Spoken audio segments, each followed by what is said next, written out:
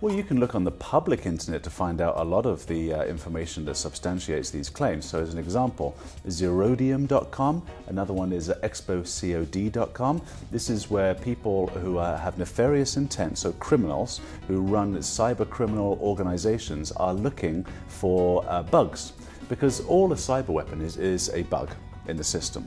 Okay, so if you can find a bug, let's say in Microsoft sandboxing technology for Excel, that's worth $60,000 today to one of these groups.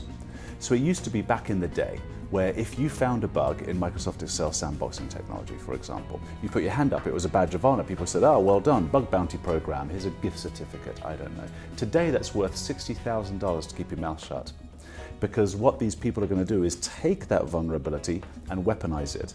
And they're going to put that within an exploit kit for somebody else to rent, or they're going to weaponize it in another fashion where they'll then sell, right, that vulnerability, so somebody who can do very nasty and horrible things with it will go out and use that weapon, or they'll use it themselves. Right? If you have an exploit for iOS, that's worth $1.5 million. Right? So what these organizations, these criminal organizations are doing is they are recruiting anyone around the world through those kinds of websites, and those again are publicly available websites, and their price sheet, they have an actual price sheet of bugs for various different technologies, if it's Android, iOS, whatever it might be, and they'll show this is how much we're paying for these kinds of vulnerabilities today.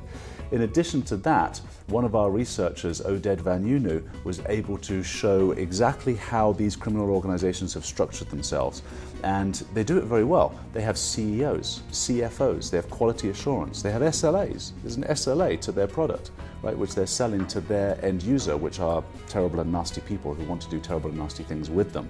And these organizations have these departments in various places around the world. They're just connected on the dark web.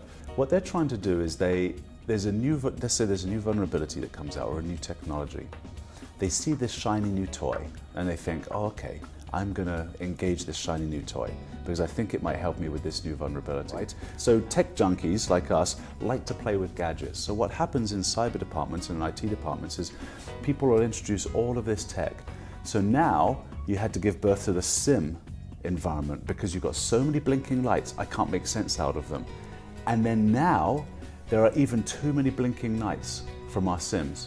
And so the problem people have is they've bought all of these technologies and they create an any rule at the bottom of their rule set because they're so afraid that these blinking lights are false positives and they're going to slow the business down to a crawl. So what ended up happening is they spent millions of dollars, they've got all this technology, they've got a massive team, which people like having massive teams, right? Massive team to manage all this stuff. It's very complicated, and in complexity lies, right, vulnerability. It's very complicated and it's cost a lot of money. And what they've got are just a lot of blinking lights, and at the end of the day, a big detection system, a big siren to basically say, watch out.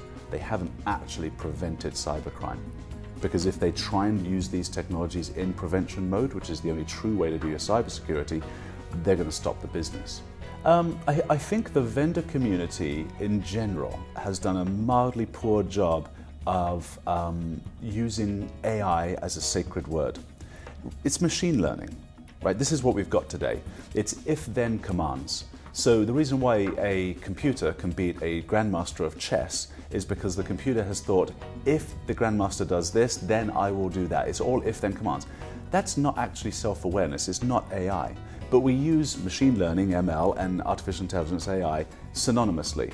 And I think it's degraded the value of the word AI. So then to answer your question, no, I don't think they are, because I think the customer community has understood that AI is not really a thing. We call it AI, but what they are accepting is that you have to have computers analyzing incidents because there are too many of them. My human brain, and no matter how many people I hire, can't attain to that. And so what people are very much looking forward to is having a virtual SOC, for example, right? Having an assistant in the SOC that basically says, of all the events that are happening, that are blinking lights everywhere on all these screens, you should pay attention to these three. That they're going to do. But I don't think they are yet considering AI as a silver bullet to cure all their diseases, no. So Shadow IT came along and users started moving files around through Dropbox. Because who wants to authenticate to some clunky FTP server and it was the password I used when I first joined the company 10 years ago and I just don't know how to use this FTP server. I'm going to throw it in Dropbox. Right, so at first we said, no, we're going to block that stuff. Today, we've figured out mechanisms, security mechanisms, so that users can engage with the various things that they need to engage with. So to your question, do we want to block them? Depends on what, of course. There are some things we will always block.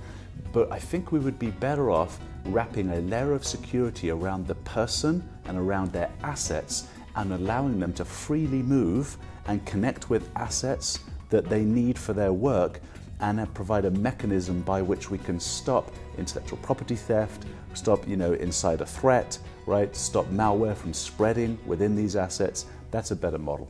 This is the other thing where I think we really got this right 25 years ago. Unless it's simple, people aren't going to do it, right? Look at passwords, right?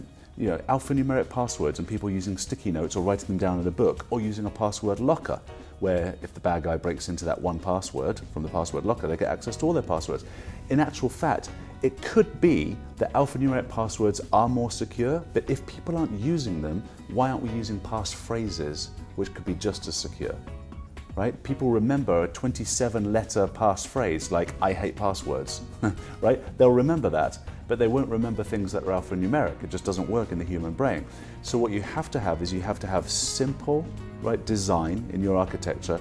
You have to be in prevention mode, and you have to reduce the amount of noise that's coming your way so that you can focus purely on the events and let the technology do its work.